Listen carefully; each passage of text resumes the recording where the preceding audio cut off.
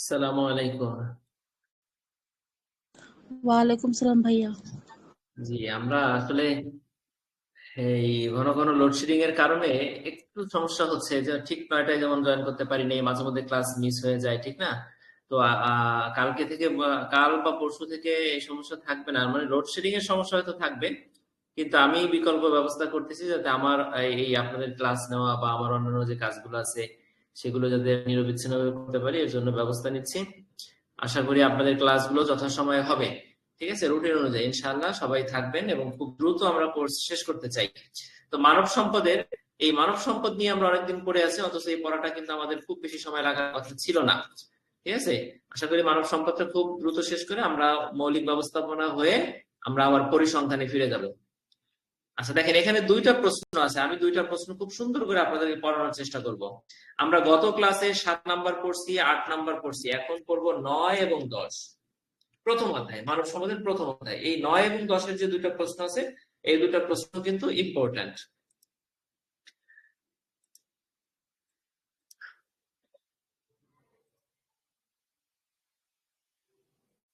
তাহলে এই মানব সম্পদের এই অধ্যায়টা শেষ হলে আমরা আর একটা অধ্যায় পড়ে মৌলিক ব্যবস্থাপনা দুইটা অধ্যায় শেষ করে আমরা পরিসংখ্যানে চলে যাবো। ঠিক আছে, তাহলে আমাদের 5টা বইয়ের দুইটা দুটা করে শেষ হলো। আপনি যে প্রশ্নগুলো পড়ানো হয়েছে এগুলো যদি বারবার ভিডিওটা দেখেন বা ক্লাসে যদি থেকে থাকেন, তাহলে এই প্রশ্ন থেকেই কিন্তু আপনার এর বাইরে কিছু আসবে না, এবং এখান থেকে কমাবেন। আমি তো সব পড়াচ্ছি, আপনি কমাই নিবেন। ঠিক আছে, এর বাইরে কোনো প্রশ্নই আসবে না আশা করি ইনশাআল্লাহ। মানব সম্পদ ব্যবস্থাপনার নীতিগুলো আলোচনা করুন। দেখেন, এখানে এই যে 10টা প্রশ্ন আমরা পড়লাম ঘুরে ফিরে, আহ, অনেক প্রশ্ন কিন্তু মানে মৌলিক ব্যবস্থাপনা মানব সম্পদে থাকবে, যে প্রশ্নের উত্তরগুলো মোটামুটি কাছাকাছি, কিন্তু আপনাকে প্রশ্নটা বুঝতে হবে এবং এই প্রশ্নের ক্ষেত্রে কোন কোন পয়েন্টস গুলো দিলে ভালো হয়, ভিতরে কি লিখলে ভালো হয়, সেটা আপনার চিন্তা করে পরীক্ষা হলে যেতে হবে। এখানে আছে মানব সম্পদ ব্যবস্থাপনার নীতি, মানে একটা প্রতিষ্ঠান যে মানব সম্পদ ব্যবস্থাপনা বিভাগ আছে বা তারা যে তাদের যে কাজগুলো, এই কাজগুলো করার মানে করার জন্য তারা যে নীতিমালাগুলো ফলো করে, তাদের যে রুলস রেগুলেশন থাকে, তাদের যে নৈতিক নীতি থাকে, সেটা হলো নীতিমালা। আমরা এই নীতিগুলো পড়বো। আমরা জানি যে একটা মানব সম্পদ ব্যবস্থাপনা বিভাগ কোন কোন নীতি মেনে চলে, তার মধ্যে প্রথম নীতিটা হলো যোগ্যতার ভিত্তিতে নিয়োগ ও পদোন্নতি। সে কিন্তু যোগ্যতার ভিত্তিতে নিয়োগ দেয় এবং নিরপেক্ষভাবে স্বচ্ছতার সাথে যোগ্যতার ভিত্তিতে পদোন্নতি দেয়, ঠিক না? এটা মানব সম্পদ ব্যবস্থাপনার প্রথম নীতি হওয়া উচিত। দ্বিতীয়টা হলো নিয়মিত প্রশিক্ষণ ও দক্ষতার উন্নয়ন। মানব সম্পদ বিভাগ কেন রাখা হয়েছে? প্রচুর কর্মী দিয়ে প্রচুর ব্যয় তাদের পিছনে হয় প্রতিষ্ঠানের।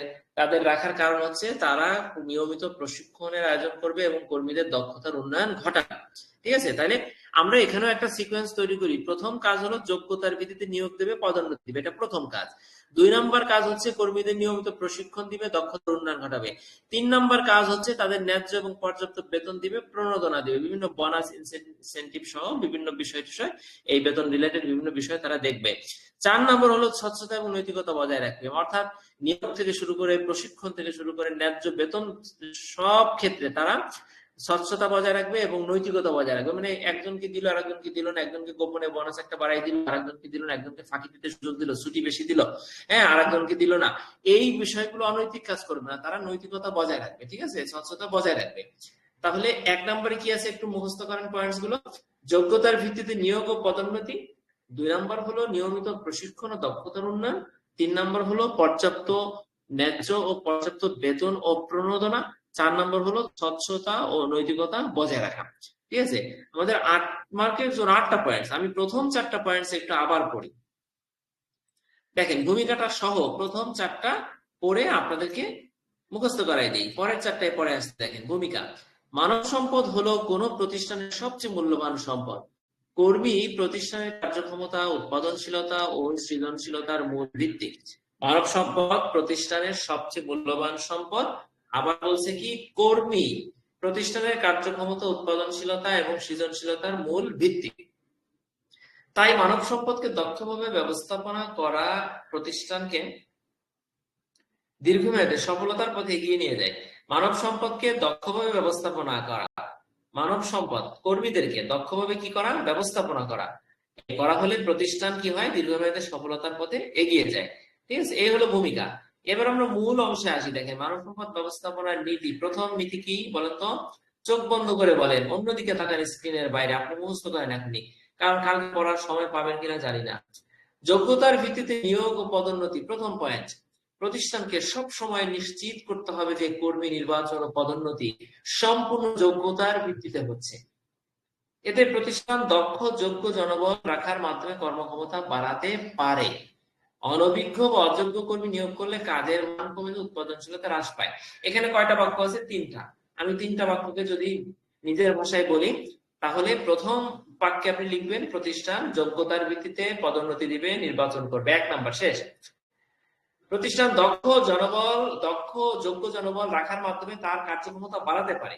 আর বিপরীতে অনভিজ্ঞ এবং অযোগ্য কর্মী নিয়োগ করলে তার উৎপাদনশীলতা কমে। প্রথম বাক্যটা একরকম, দ্বিতীয় এবং তৃতীয় বাক্য বিপরীত ধর্মী। এইভাবে আপনি চিন্তা করে একটা প্যারাগ্রাফটা সাথে সাথে মুখস্থ করে ফেলতে পারেন। বুঝতে পারছেন? আমরা বুঝে মুখস্থ করবো। মুখস্থ শব্দটা কখনো কখনো ইতিবাচক, কখনো কখনো নেতিবাচক। বুঝে বুঝে বারবার পড়তে পড়তে যেটা হয়, সেই মুখস্থটা ভালো। 2 নম্বরে আছে কি? প্রশিক্ষণ এবং দক্ষতার উন্নয়ন। দেখেন, কর্মীদের প্রশিক্ষণ এবং দক্ষতা বৃদ্ধি মানব সম্পদ নীতি হিসেবে অত্যন্ত গুরুত্বপূর্ণ। মানব সম্পদ নীতি হিসেবে গুরুত্বপূর্ণ কোনটা? কর্মীদের প্রশিক্ষণ এবং দক্ষতা বৃদ্ধি। বুঝতে পারছেন? নিয়মিত প্রশিক্ষণ কর্মীদের নতুন প্রযুক্তি, কাজের পদ্ধতি ও দক্ষতা অর্জনের সহায়তা করে। নিয়মিত প্রশিক্ষণের ফলে কি হয়? কর্মীদের নতুন প্রযুক্তি, কাজের পদ্ধতি ও দক্ষতা অর্জনের সহায়তা করে, যা প্রতিষ্ঠানকে প্রতিযোগিতামূলক বাজারে শক্তিশালী রাখে। কর্মীদের প্রশিক্ষণ এবং দক্ষতা বৃদ্ধি মানব সম্পদ নীতি হিসেবে অত্যন্ত গুরুত্বপূর্ণ। নিয়মিত প্রশিক্ষণ কর্মীদের নতুন প্রযুক্তি, কাজের পদ্ধতি এবং দক্ষতা অর্জনে সহায়তা করে, যা প্রতিষ্ঠানকে প্রতিযোগিতামূলক বাজারে এগিয়ে রাখে। এখানে আপনি পয়েন্টটা বুঝে নিজের মতো করে যা আছে একবার পড়লে মোটামুটি আপনার আয়ত্তে চলে আসবে। তাহলে 1 এবং 2 ক্লিয়ার। আমি 3 নাম্বারটা বলি। দেখেন, ন্যায্য ও পর্যাপ্ত বেতন ও প্রণোদনা। ন্যায্য ও পর্যাপ্ত বেতন ও প্রণোদনা। 3 নম্বরে কেস। দেখেন, কর্মীদের যথাযথ বেতন এবং প্রণোদনা দেওয়া তাদের উৎসাহ এবং মনোবল বাড়ায়। ন্যায্য মজুরি ও বোনাস কর্মীদের প্রতিষ্ঠানের প্রতি আনুগত্য বাড়ায় এবং প্রতিযোগিতামূলক শ্রমবাজারে ধরে রাখার ক্ষেত্রে সহায়ক হয়। ক্লিয়ার? 4 নম্বরে কি আছে? দেখেন, স্বচ্ছতা এবং নৈতিকতা বজায় রাখা। মানব সম্পদ ব্যবস্থাপনার নীতি হিসাবে সব নিয়োগ, সব পদোন্নতি, বেতন, প্রশিক্ষণ, পুরো প্রক্রিয়ায় স্বচ্ছতা বজায় রাখতে হবে। এতে প্রতিষ্ঠানে বিশ্বাস এবং নৈতিকতার সংস্কৃতি তৈরি হয়। 2টা বাক্য। একটা হলো সব ক্ষেত্রে স্বচ্ছতা বজায় রাখতে হবে। দ্বিতীয় বাক্য হলো এর ফলে কি হবে? প্রতিষ্ঠানের প্রতি বিশ্বাস বা প্রতিষ্ঠানে বিশ্বাস এবং নৈতিকতার একটা সংস্কৃতি তৈরি হবে। ঠিক আছে? যে এই প্রতিষ্ঠান কোনোভাবেই কোনো স্বজনপ্রীতি করে না, কোনোভাবেই কোনো আত্মীয়স্বজন নিয়োগ দেয় না, কোনোভাবেই কারো প্রতি বেতন বোনাস দিয়ে কোনো প্রকার বৈষম্য করে না। এই বিশ্বাসটা কর্মীদের মধ্যে আসলে কর্মীরা কাজ করবে ভালোভাবে, তাদের উৎপাদনশীলতা বাড়বে। তাহলে দেখেন, 1, 2, 3, 4। এখানে একটা জিনিস আমরা মনে রাখি যে মৌলিক ব্যবস্থাপনা মানব সম্পদে সব প্রশ্নে মোটামুটি আমরা পয়েন্ট গুলো মনে রাখতে পারলে একবার দুবার পড়লে ভিতরে বানায় বানায় লেখা যায়। ঠিক আছে? কিন্তু কিছু কিছু সাবজেক্ট আছে, যেমন উচ্চতর হিসাব বিজ্ঞান, ব্যবস্থাপকীয় হিসাব বিজ্ঞান, তারপরে ম্যানেজমেন্ট ইনফরমেশন সিস্টেম সহ সেকেন্ড থার্ড এর বেশ কিছু সাবজেক্ট আছে। আবার ফাইনাল সেমিস্টারের কিছু সাবজেক্ট আছে, যারা ম্যানেজমেন্ট নিবেন তাদের ক্ষেত্রে কিছু সাবজেক্ট আছে মোটামুটি না পড়ে, ভিতরে না পড়ে আপনি ওইভাবে বানায় লিখতে পারবেন না।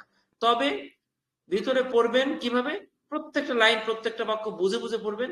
আমি মনে করি যে আমাদের যে সবচেয়ে কঠিন সাবজেক্ট যেগুলো, যেমন পরিসংখ্যান, ম্যানেজমেন্ট ইনফরমেশন সিস্টেম, হিসাব বিজ্ঞান, এছাড়া আরো বোধহয় সেকেন্ড সেমিস্টারে কোনটা কঠিন মনে হতে পারে, কর্পোরেট ফাইন্যান্স নাকি কি জানি একটা, মানে এইগুলো আর কি, ব্যবস্থাপক অর্থনীতি, ম্যানেজমেন্টাল ইকোনমিক্স, এগুলো সবই সহজ, কিন্তু কঠিন মনে হতে পারে এর মধ্যে একটা। এই সাবজেক্ট গুলো কঠিন মনে হতে পারে, তবে যদি আপনি কিছু প্রশ্ন বুঝে বুঝে পড়েন, এর থেকে সহজ সাবজেক্ট আর নাই। আমি সবসময় বলি যে মৌলিক ব্যবস্থাপনা এবং মানব সম্পদ ব্যবস্থাপনা হলো কঠিন। বুঝতে পারছেন? এইগুলো হচ্ছে সবচেয়ে কঠিন। আমার কাছে কঠিন লাগে, কারণ অনেক লেখা, অনেক কথা, অনেক পাঁচাল, এত কথা, এত কিছু পড়া, বারবার একই ধরনের প্রশ্ন পড়া, এই 8টা 9টা পয়েন্টস লেখা, এটা কিন্তু কঠিন। আপনি টেকনিক্যালি কিছু প্রশ্ন পড়েন, যেগুলো বুঝে পড়বেন, সংক্ষেপে লিখে দিবেন, এটা কিন্তু সহজ। ঠিক না? আচ্ছা, যাই হোক, তাহলে আমাদের মানব সম্পদ ব্যবস্থাপনার নীতিগুলো আলোচনা করুন। এখানে আমাদের 4টা পয়েন্টস হয়ে গেল। পরের 4টা একটু দেখি। কর্মীদের স্বাস্থ্য ও কল্যাণ নিশ্চিত করা, এইটা আপনার বিশেষ একটা নীতি। সবসময় আপনার নীতিতে থাকবে যে আমার যারা কর্মী আছে তাদের স্বাস্থ্য এবং কল্যাণ যাতে নিশ্চিত হয়, তাহলে শারীরিক সুস্থতা, মানসিক সুস্থতা, নিরাপদ কর্ম পরিবেশ, হ্যাঁ, এইগুলো যাতে তাদের হেলথ এন্ড সেফটি এইগুলো যাতে তাদের ঠিক থাকে, এটা আপনার একটা নীতি। 6 নম্বরে কি আছে? বৈচিত্র্য ও সমতার নীতি। অর্থাৎ প্রতিষ্ঠানে বিভিন্ন বৈচিত্র্য আছে না, বিভিন্ন ভাষা, সংস্কৃতি, জাতি, লোক আছে এবং বিভিন্ন ধরনের বিভিন্ন রকম চিন্তাধারা আছে। তার পাশাপাশি লিঙ্গ, জাতি, ধর্ম, পটভূমি বিভিন্ন রকম থাকতে পারে। এই সব কিছু নির্বিশেষে সমান সুযোগ দিতে হবে। অর্থাৎ বৈচিত্র্য থাকবে, বৈচিত্র্যকে আবার নির্মূল করা যাবে না, বৈচিত্র্যকে লালন করতে হবে, পাশাপাশি সমতার নীতি এবং পারস্পরিক শ্রদ্ধাশীলতার নীতি। এই কথাগুলো দিয়ে 6 নম্বর পয়েন্ট লিখবেন, ঠিক আছে? সাথে আছে কি? কর্মীদের অংশগ্রহণ এবং মতামত গ্রহণ। অর্থাৎ আমরা জানি গণতান্ত্রিক পরিবেশে কর্মীদের অংশগ্রহণ নিশ্চিত করতে হবে, তাদের মতামত গ্রহণ করতে হবে, ঘন ঘন তাদের ব্রিফিং দিতে হবে, তাদের কাছ থেকে বলতে হবে যে কোনটা করলে ভালো হয়, কি করা যায়, এভাবে তাদের কাছ থেকে কথাবার্তা, মতামত রাখতে হবে। এটা হলো 7 নম্বর পয়েন্ট। এখানে আপনি লিখবেন যে যখন তাদের মতামত নেওয়া হবে তখন তারা আরো প্রতিশ্রুতিবদ্ধ হবে তাদের কাজের প্রতি এবং সমস্যার সমাধানের প্রক্রিয়ায় তারা কি হবে? সক্রিয়ভাবে অংশগ্রহণ করবে। বুঝতে পারছেন? 7 নাম্বার। 8 নম্বরে কি আছে? আইন এবং নীতিমালা মেনে চলা। অর্থাৎ মানব সম্পদ ব্যবস্থাপনাটা কেন রাখা হয়, এই ডিপার্টমেন্টটা কেন রাখা হয়? যাতে শ্রম আইন, স্বাস্থ্যবিধি, নিরাপত্তা বিধি, অন্যান্য সরকারি নীতি যাতে কোম্পানিটা মেনে চলতে পারে, এইটা নিয়ে মানব সম্পদ বিভাগ ঘাটাঘাটি করবে এবং শ্রমিকের যে কোনো অধিকার, যে কোনো দাবি দেওয়া যাতে তারা দেখতে পারে, প্রোডাকশনের ম্যানেজার দেখতে না হয়, তারা আলাদাভাবে মানব সম্পদ ব্যবস্থাপনা যাতে দেখতে পারে, ঠিক আছে? এই কারণেই কিন্তু মানব সম্পদ ব্যবস্থাপনা বিভাগ, ঠিক আছে? তাহলে 5 থেকে 8 পর্যন্ত কি আছে আমি একটু আবার পড়ি, আঙ্গুল গুনেন আপনারা। 5 নম্বরে আছে কর্মীদের স্বাস্থ্য ও কল্যাণ নিশ্চিত করা। 6 নম্বরে আছে বৈচিত্র্য ও সমতার নীতি। 7 নম্বরে আছে কর্মীদের অংশগ্রহণ এবং মতামত গ্রহণ। 8 নম্বরে আছে আইন ও নীতিমালা মেনে চলা। ঠিক আছে? আমি 5 নাম্বারটার ভিতরে একটু পড়ি। কর্মীদের শারীরিক এবং মানসিক সুস্থতা মানব সম্পদ নীতির একটি গুরুত্বপূর্ণ অংশ। আপনি প্রত্যেকটা প্রশ্নে করবেন, বলবেন যে এটা একটা গুরুত্বপূর্ণ নীতি।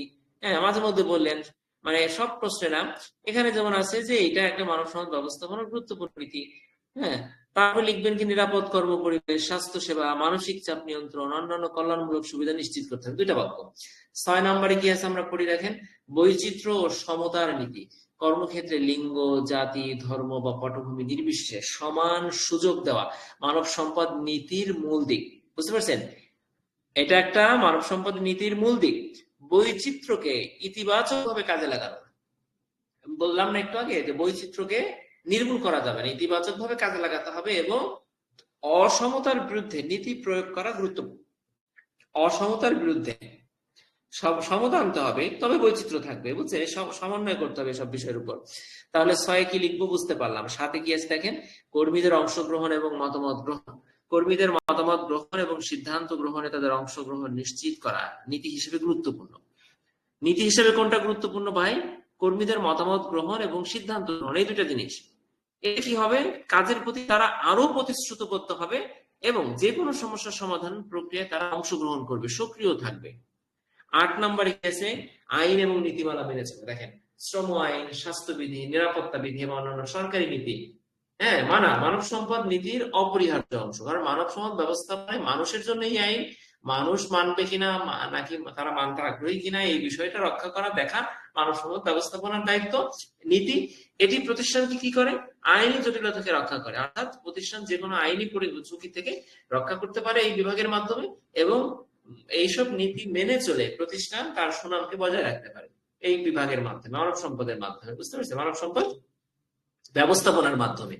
তাহলে এই 8টা পয়েন্ট আপনার যদি এলোমেলো হয় তাহলে সমস্যা নাই, তারপরে আপনি সবসময় যে কোনো প্রশ্নের পয়েন্টের মধ্যে একটা সিকোয়েন্স তৈরি করবেন, ঠিক আছে? পরীক্ষার আগের মুহূর্তে হলেও তৈরি করবেন। অনেক প্রশ্নের সিকোয়েন্স এমনিতেই তৈরি করা যায়, যেমন কালকে আপনাদের সেকেন্ড সেমিস্টারের একটা প্রশ্ন দেখাইছিলাম, আপনারা যারা দেখছিলেন ছিলেন, হ্যাঁ, ওরকম ভাবে সিকোয়েন্স তৈরি করা যায়। কিছু কিছু প্রশ্নে তৈরি করা যায় না। ফার্স্ট সেমিস্টারে অনেক প্রশ্নের সিকোয়েন্স তৈরি করা যায় না, আর সেকেন্ড সেমিস্টারে ধারাবাহিকতা রক্ষা করে বের করা যায়, থার্ডে করা যায়, ঠিক আছে? যাই হোক, সিকোয়েন্স তৈরি করলে পয়েন্টস গুলো পরপর করে মনে আসে, আর না করলে আপনার 2টা 3টা পয়েন্টস লেখার পরে আর মনে আসবে না, তখন বানাই টানাই লিখতে হবে, বুঝছেন? মানব সম্পদ ব্যবস্থাপনার নীতি, আমরা নীতি পড়লাম এত সময়, এখন উপসংহারটা দেখি। আজকের প্রতিযোগিতামূলক বিশ্বে মানব সম্পদ ব্যবস্থাপনার সঠিক নীতি মেনে চলাই প্রতিষ্ঠানকে সফল এবং টেকসই করে তুলতে প্রধান চাবিকাঠি হিসেবে কাজ করে। একটা বাক্য। ক্লিয়ার? তাহলে আশা করি এই প্রশ্নটা আপনারা বুঝতে পারছেন। এবার আমরা 10 নম্বর প্রশ্নটা পড়লে আমাদের কিন্তু প্রথম অধ্যায় শেষ হয়ে যায়। দ্বিতীয় অধ্যায়ে কিছু টেকনিক্যাল প্রশ্ন আছে, আপনারা খুব সহজে বুঝতে পারবেন, এবং খুব ছোট ছোট প্রশ্ন আছে। আমি খুব দ্রুত সুন্দর করে আপনাদের পড়া দেবো ইনশাআল্লাহ। 10 নম্বর প্রশ্নটা দেখেন, মানব সম্পদ ব্যবস্থাপনার উদ্দেশ্য। আমরা এত সময় নীতি পড়লাম, এখন পড়বো উদ্দেশ্য। মানব সম্পদ ব্যবস্থাপনাটা কেন প্রতিষ্ঠান রাখছে, কেন এই ব্যবস্থাপনাটা প্রতিষ্ঠানের জন্য দরকার, কেন, কি উদ্দেশ্যে, সেই উদ্দেশ্যগুলো পড়বো। আপনি প্রশ্নটা বুঝেন, বানায় লিখতে পারবেন, বুঝতে পারছেন, অথবা মনে রাখবে পয়েন্টস গুলো। মানব সম্পদ ব্যবস্থাপনার হিউম্যান রিসোর্স ম্যানেজমেন্ট HRM এর মূল উদ্দেশ্য হলো সংস্থার লক্ষ্য অর্জন। মূল উদ্দেশ্য কি? সংস্থার লক্ষ্য অর্জন এবং কর্মীদের সর্বোচ্চ দক্ষতা নিশ্চিত করা। দুইটা উদ্দেশ্য, একটা হলো উদ্দেশ্য অনেক আছে কিন্তু মৌলিক উদ্দেশ্য দুইটা। একটা হলো সংস্থার লক্ষ্য, সংস্থা যদি চাই বিক্রি বাড়াবে, সংস্থা যদি চাই তার অর্থনৈতিক দিক থেকে সে অগ্রসর হবে, তার মূলধন বাড়াবে, তাহলে এটা তার লক্ষ্য, মূল লক্ষ্য। আর একটা লক্ষ্য হচ্ছে কর্মীদের দক্ষতা বাড়ানো। কর্মীরা যদি দক্ষ না হয় তাহলে কিন্তু সংস্থার যে মূল উদ্দেশ্য অর্থনৈতিক মুনাফা, হ্যাঁ, সামাজিক কল্যাণ, এটা কিন্তু অর্জন সম্ভব না। কাজেই একদিকে সংস্থার মূল লক্ষ্য আর একদিকে কর্মীদের দক্ষতা, এই দুইটা দিয়ে আপনি ভূমিকাটা লিখে ফেললেন, ঠিক আছে। এবার আমরা মানব সম্পদ ব্যবস্থাপনার উদ্দেশ্যগুলো আলোচনা করব। উদ্দেশ্য আছে কয়টা? 7টা। 8 মার্কের জন্য 7টা বা 8টা, আপনার 9টা 10টা লিখতে হবে না, কিন্তু কখনো 7টা কখনো 8টা লিখেন 8 মার্কের জন্য। 8 মার্কের জন্য 7-এর কম না হয় এইসব প্রশ্নে। তবে কিছু প্রশ্ন আছে যেখানে 8 মার্কের প্রশ্ন হলো যদি উত্তরে 2টা পয়েন্ট দিয়ে উত্তর করা যায় তাহলে 2টাই দিতে হবে, বুঝতে পারছেন। সেই সব প্রশ্নগুলো অন্য বিষয়ের প্রশ্ন, অন্য ধরনের প্রশ্ন। কিন্তু যেখানে উদ্দেশ্য বলবে, গুরুত্ব বলবে, বৈশিষ্ট্য বলবে, সেখানে তো আপনি 8টা এমনিতেই দিবেন, ঠিক আছে, সেখানে 8টা দিতে হবে। আচ্ছা, এবার দেখেন, মানব সম্পদ ব্যবস্থাপনার প্রথম উদ্দেশ্য হলো যোগ্য এবং দক্ষ কর্মী নির্বাচন ও নিয়োগ। এবার আমি আপনাদেরকে যদি বলি, দেখেন এখানেও কিন্তু উদ্দেশ্য ছিল যোগ্যতার ভিত্তিতে নিয়োগ ও পদোন্নতি, মানে এই 9 নম্বর প্রশ্নের নীতিমালা পয়েন্ট গুলো কিন্তু একই রকম আসতেছে, তাই না? এই জন্য আমি বলি যে এই সাবজেক্ট গুলো হচ্ছে কঠিন, কারণ অনেক কথা একই ধরনের পয়েন্ট চলে আসে, তখন মাথায় এলোমেলো হয়ে যেতে পারে, ঠিক আছে, মিশে যায় পয়েন্টস গুলো। আপনি মনে রাখবেন যে পয়েন্টস একরকম হলেও উত্তরটা কিন্তু আলাদা। এখানে বলছে নীতি, আপনি বলবেন যে এটা আমার প্রতিষ্ঠানের একটা নীতি, মানব সম্পদ ব্যবস্থাপনার একটা নীতি এটা। আর এখানে বলবেন যে মানব সম্পদ ব্যবস্থাপনার একটা উদ্দেশ্য হলো যোগ্য এবং দক্ষ কর্মী নিয়োগ, নির্বাচন এবং নিয়োগ। বুঝতে পারছেন পয়েন্টস গুলো কি, ভিতরে কি লিখবেন? আচ্ছা, এবার আমি পড়ি। 1 নম্বর হলো যোগ্য এবং দক্ষ কর্মী নির্বাচন ও নিয়োগ। 2 নম্বরে হলো কর্মীদের প্রশিক্ষণ এবং দক্ষতার উন্নয়ন। 3 নম্বর হলো কর্মীদের প্রেরণা এবং মনোবল বৃদ্ধি। 4 নম্বর হলো সংস্থার লক্ষ্য ও কৌশল সমর্থন করা। সমর্থন করা মানে হলো সংস্থার যে লক্ষ্য এবং কৌশল সেটাকে যাতে কর্মীরা সাপোর্ট করে, সেই অনুযায়ী যাতে কাজ করে। তাহলে প্রথম 4টা আমি আবার পড়ি। 1 নম্বরে কি আছে? যোগ্য এবং দক্ষ কর্মী নির্বাচন ও নিয়োগ। 2 নম্বরে হলো কর্মীদের প্রশিক্ষণ ও দক্ষতার উন্নয়ন। 3 নম্বর হলো কর্মীদের প্রেরণা এবং মনোবল বৃদ্ধি। 4 নম্বর হলো সংস্থার লক্ষ্য ও কৌশল সমর্থন। 1 নম্বরটা পড়ি, দেখেন, যোগ্য দক্ষ কর্মী নির্বাচন ও নিয়োগ। সংস্থা তার লক্ষ্য পূরণের জন্য সঠিক যোগ্যতা সম্পন্ন কর্মী বাছাই এবং নিয়োগ দিতে চায়। সঠিক কর্মী নির্বাচনের মাধ্যমে কাজের মান বৃদ্ধি পায় এবং প্রতিষ্ঠান দীর্ঘমেয়াদে প্রতিযোগিতায় টিকে থাকতে পারে। তাহলে এখানে 1 নম্বরে কি লিখবেন? যোগ্য দক্ষ কর্মী নির্বাচন ও নিয়োগ হলো মানব সম্পদ ব্যবস্থাপনার একটা প্রধান উদ্দেশ্য। ক্লিয়ার? 2 নম্বরে কি আছে? কর্মীদের প্রশিক্ষণ এবং দক্ষতার উন্নয়ন। কর্মীদের নিয়মিত প্রশিক্ষণ প্রদান করে তাদের দক্ষতা এবং কর্মক্ষমতা বৃদ্ধি করা হয়। কর্মীদের নিয়মিত প্রশিক্ষণ প্রদান করে কি করা হয়? তাদের দক্ষতা এবং কার্যক্ষমতা বৃদ্ধি করা হয়। প্রযুক্তিগত পরিবর্তন এবং নতুন পদ্ধতি বা বাজারের চাহিদা অনুযায়ী কর্মীদের মানিয়ে নেওয়া, এই সব বিষয়ে নিশ্চিত করা মানব সম্পদ ব্যবস্থাপনার একটি গুরুত্বপূর্ণ উদ্দেশ্য। তাহলে 1 এবং 2 এ আপনি কি লিখবেন? 1 নম্বরে লিখবেন যোগ্য কর্মী দক্ষ কর্মী নির্বাচন নিয়োগ, এটা হলো প্রথম উদ্দেশ্য। 2 নম্বর উদ্দেশ্য হলো কর্মীদের প্রশিক্ষণ এবং দক্ষতার উন্নয়ন করা, এটা হলো মানব সম্পদ ব্যবস্থাপনার দ্বিতীয় উদ্দেশ্য। তৃতীয় উদ্দেশ্য হলো কর্মীদের প্রেরণা এবং মনোবল বৃদ্ধি। আপনি 1 নম্বরে নির্বাচন করলে নিয়োগ দিলেন, প্রশিক্ষণ দিলেন, দক্ষতার উন্নয়ন ঘটালেন, এতেই কিন্তু আপনার কাজ শেষ না। আপনি যদি সময়ে সময়ে কর্মীদের প্রেরণা দিতে না পারেন, প্রেষিত করতে না পারেন, মোটিভেটেড করতে না পারেন, তাহলে কিন্তু কাজ করবে না তারা, এবং তাদের মনোবল বাড়াতে হবে। আমি এবার এই পয়েন্টটা পড়ি। 3 নম্বর দেখেন, সন্তুষ্টি এবং মনোবল সম্পন্ন কর্মী প্রতিষ্ঠানকে সৃজনশীল এবং উৎপাদনশীল রাখে। প্রণোদনা, পুরস্কার, উন্নয়নের সুযোগ, মানে প্রশিক্ষণের মাধ্যমে তাদের পেশাগত উন্নয়নের সুযোগ এবং ভালো কর্ম পরিবেশ, ভালো একটা ডেস্ক, এই বিষয়গুলি নিশ্চিত করা এইচআরএম এর অন্যতম উদ্দেশ্য। তাহলে 3-এর 2টা বাক্য বুঝতে পারছেন? 4 নম্বরে কি আছে দেখেন, সংস্থার লক্ষ্য এবং কৌশল সমর্থন করা। মানব সম্পদ ব্যবস্থাপনা সংস্থার দীর্ঘমেয়াদী লক্ষ্য এবং কৌশলগুলোর সঙ্গে সামঞ্জস্য রেখে কর্মীদের পরিচালিত করে। সংস্থার লক্ষ্য এবং কৌশল, সংস্থার যে লক্ষ্য, সংস্থার যে কৌশল, সেইটার আলোকে সামঞ্জস্য রেখে কর্মীদেরকে পরিচালিত করা, এটা মানব সম্পদ ব্যবস্থাপনার একটা গুরুত্বপূর্ণ উদ্দেশ্য। এটি সংস্থাকে লক্ষ্য পূরণের দিকে এগিয়ে নিয়ে যায় এবং দায়িত্বশীলতা নিশ্চিত করে। তার মানে সংস্থার যে লক্ষ্য, সেই দিকে কর্মীদেরকে এগিয়ে নেওয়া, পরিচালিত করা মানব সম্পদ ব্যবস্থাপনার একটি উদ্দেশ্য। তাহলে আমরা 1 থেকে 4 পর্যন্ত 4টা মৌলিক বিষয় কিন্তু পেয়ে গেলাম। এই 4টা আপনাকে মনে রাখতে হবে, অবশ্যই লিখবেন এই 4টা পয়েন্টস। এরপরে আছে কয়টা? 3টা। প্রথম 4টা কিন্তু দিতেই হবে আপনাকে। 5 নম্বরে আছে কর্মীদের কল্যাণ এবং সুস্থতা নিশ্চিত করা।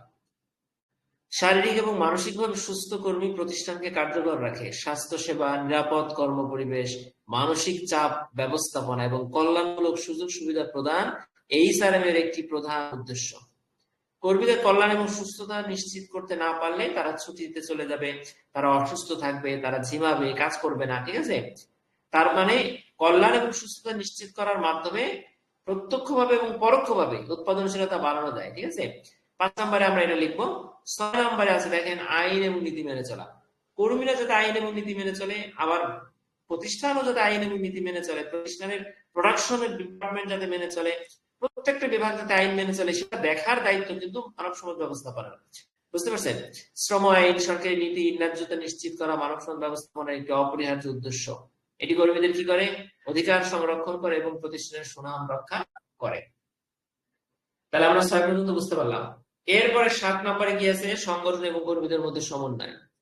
এইচআরএম কর্মীদের মধ্যে সমন্বয়, সহযোগিতা, সংঘাত ব্যবস্থাপনা নিশ্চিত করে। সংগঠন কর্মীদের মধ্যে সমন্বয় অর্থাৎ প্রতিষ্ঠানে মানব সম্পদ বিভাগ, প্রতিষ্ঠানের বিভিন্ন গ্রুপিং, বিভিন্ন দল, উপদল, বিভিন্ন বিভাগ, হ্যাঁ, এই বিষয়গুলোর মধ্যে, এই ডিপার্টমেন্ট গুলোর মধ্যে সমন্বয় করে, সহযোগিতা নিশ্চিত করে। একজনের সাথে আরেকজনের সংঘাত হতে পারে, এক বিভাগের সাথে আরেকজনের সংঘাত হতে পারে, এই সংঘাত ব্যবস্থাপনা করে, সংঘাত নিরসন করে। এটি একটি সুসংগঠিত এবং কার্যকরী কর্ম পরিবেশ তৈরি করে। সর্বোপরি কি করে? সুসংগঠিত এবং কার্যকরী কর্ম পরিবেশ তৈরি করতে সাহায্য করে। তাহলে 7 নাম্বার হলো সংগঠন এবং কর্মীদের মধ্যে সমন্বয়। সমন্বয়ের মধ্যে আপনি সংঘাত ব্যবস্থাপনার কথাটা লিখবেন, ঠিক আছে? সমন্বয়ের মানে হলো সব দিক দিয়ে, কাজের জন্য সমন্বয়, সংঘাত নিরসনের জন্য সমন্বয়, সহযোগিতার জন্য সমন্বয়, সবকিছুর জন্য, ঠিক আছে? তাহলে 5-এ কি আছে? কর্মীদের কল্যাণ এবং সুস্থতা নিশ্চিত করা। 6-এ কি আছে? আইন এবং নীতি মেনে চলা। 7-এ কি আছে? সংগঠন এবং কর্মীদের মধ্যে সমন্বয়। বুঝতে পারছেন? এই হলো মোটামুটি মানব সম্পদ ব্যবস্থাপনার উদ্দেশ্য। আমি ভূমিকাটা একটু পড়াই দিই। মানব সম্পদ ব্যবস্থাপনার উদ্দেশ্য হলো সংস্থার লক্ষ্য পূরণে সক্ষম, দক্ষ, প্রেষিত, এখানে প্রেরিত হবে না, প্রেষিত হবে, ভুল করছি, প্রেষিত এবং সুস্থ কর্মী নিশ্চিত করা। মানব সম্পদ ব্যবস্থাপনার উদ্দেশ্য হলো সংস্থার লক্ষ্য পূরণে সক্ষম, দক্ষ, প্রেষিত, প্রেষিত মানে তো বুঝতে পারছেন, যাদেরকে মোটিভেশন দেওয়ার পরে যে কর্মী তারা হলো প্রেষিত কর্মী, এবং সুস্থ কর্মী নিশ্চিত করা, যাতে কি হয়? প্রতিষ্ঠান দীর্ঘমেয়াদে সফল হতে পারে, টেকসই হতে পারে। বুঝতে পারছেন? এই হলো মোটামুটি। তো যারা পিছনের ভিডিওগুলো দেখেন নাই, ক্লাসগুলো থাকেন নাই, তারা মানব সম্পদ ব্যবস্থাপনার যে প্লে লিস্ট আছে, এই যে কর্মী, এই প্রার্থনাগুলো সহ আমরা সব কিন্তু পড়াইছি। সুন্দর সুন্দর প্রশ্ন আছে, এগুলো আপনারা ভিডিও থেকে দেখে নেবেন। প্রথম অধ্যায়টা মোটামুটি হয়ে গেল আজকে। আমরা মাঝে মধ্যে ক্লাস মিস যায়, আশা করি কালকে থেকে মিস হবে না। আপনারা পাশাপাশি সেকেন্ড সেমিস্টার ক্লাস খুব